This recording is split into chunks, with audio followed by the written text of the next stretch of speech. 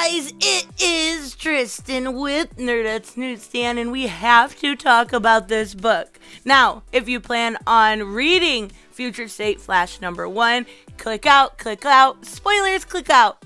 Time's up. Oh my god, this book is going to be so divisive. It's just, DC taking a baseball bat and beating Wally West fans over and over again. And this time I kind of loved it. I'm not gonna lie, this was so good. My biggest complaint about this book was the fact that it's only 2 parts. Like, this is the beginning, it'll conclude next month, and I was kind of like, I want more, please. Like, it was really, really good. Art to boot. I mean, it was awesome. I like me some evil Wally West. You see, the last evil Wally West we had was Heroes in Crisis, and yeah, that didn't work. I think it has a lot to do with the writer involved, right? So we start out in the castle of Task Force X, and we see who we think is the Thinker, fidgeting around on this computer, and he's talking to the knight here and talking about what's going on, with Peacemaker and everything else. And we see, using Mirror Master's technology, the Flashes show up, right? But just a TLDR, they do not have the Speed Force. They don't have it at all. But we see Max, we see Barry, we see Avery, and we see the original Flash, Jay Garrick. So they all show up, right? And they're using, obviously, stolen tech. We see Captain Cold's gun here, right? It's just, they're using a bunch of different tech that is not theirs.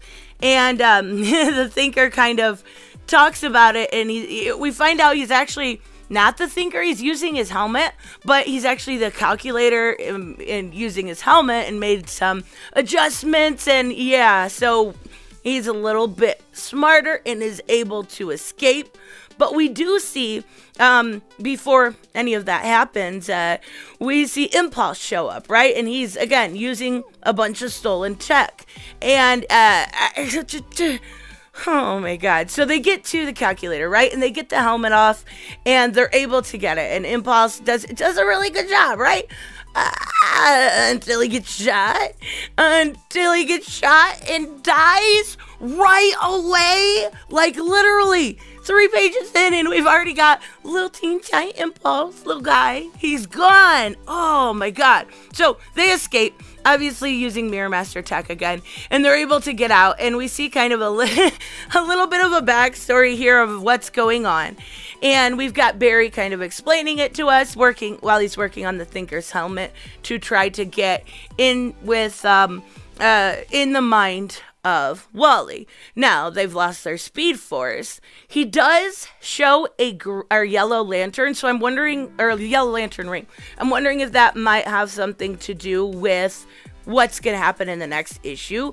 But he's creating this helmet so they can telekinetically connect to Wally, because he's crazy right now. Something is very, very wrong with him. And we actually see him attack Titan's towers in a flashback, right? And we have another death. And Wally just murders Wallace. Like, oh my god. Yeah, so 2 down.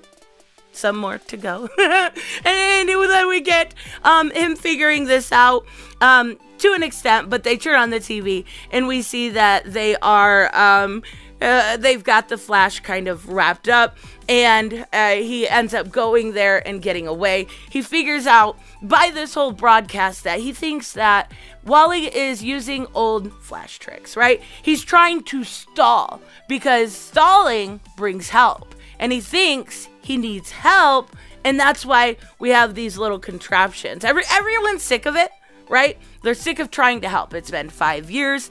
It's been Wallace and Impulse's death. They're sick of it, right? And they're also aging now that they don't have the Speed Force. Yeah, it's not working out so well. But he's able to make these contraptions, and by everybody putting these on, we are going to see them be able to telepathically connect to Wally. And that's exactly what they do, right? So we see Wally here And he is, oh boy, he's in Japan. And you just see him like a murder machine. Like he's stealing life force, he doesn't care. Well, they are there in kind of spirit and phantom form, right? And they see him murder a couple more people. Just absolutely, completely, anybody he comes across, they're dead, right? So, he talks to him, and they, kind of get through to Wally, right? Or so they think. They think they're getting through to Wally. We do find out that he says he's the writer of the apocalypse. I am famine. So he is possessed by famine. I mean, I don't know how that's going to work out because we'll just have to wait and see. But regardless, they start to get through to the person on the inside, right? They get through to him until he takes a hold of Jay and just drains his body, and starts to do it to literally everybody else. Everybody. So luckily, Iris shows up at the house and is able to get everybody off the helmets, right? Well, except Jay. Jay's dead. Jay is dead. Jay is dead. That's 3. He says, he broke his spirit in that phantom world, which in the real world then caused a heart attack. It's heartbreaking. It's sad. It's really sad. I didn't expect it. But we also see that Avery and Max are pretty messed up, right? They need to heal. Barry looks okay, but he's sad, right? So we see him say, now he's going to the laboratory. He's going to take every measure possible. Whatever he can do, he is going to save Wally. He must stop him for good. And we just see all this massive amount of villainry tech. I love it. I love it. So the next one's going to be Science versus Speed Force. And we're going to get to see the conclusion of what happens. I know a lot of people don't like this evil Wally West, but you know what?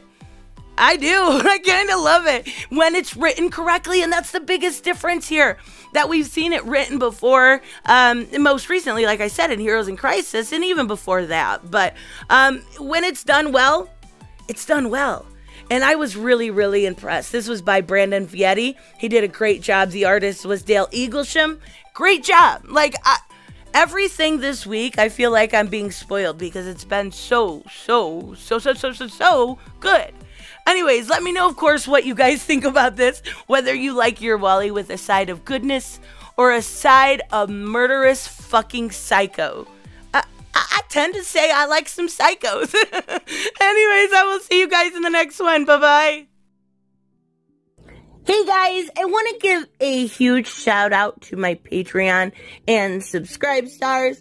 You guys literally make this channel possible. Huge thank you to Cage the Mick, Robert Mick Twiz, Black Knight Fool, Brucey, Chris Z, David L, David Rafford, Jeffrey Allen Carnes, Mighty Balls, Mike Buckner, Maizen Barbosa, Ruskar, Ryan Decker, Robert Hoffman, and Doc Holliday. You guys are absolutely amazing, and thank you so much for all your support.